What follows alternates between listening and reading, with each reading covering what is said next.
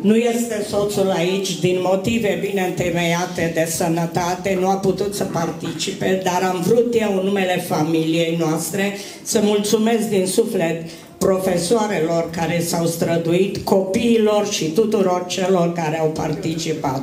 A fost un program foarte frumos, suntem recunoscători pentru tot efortul făcut. Mulțumim și Dumnezeu să vă dea la tot sănătate. Doamne ajută!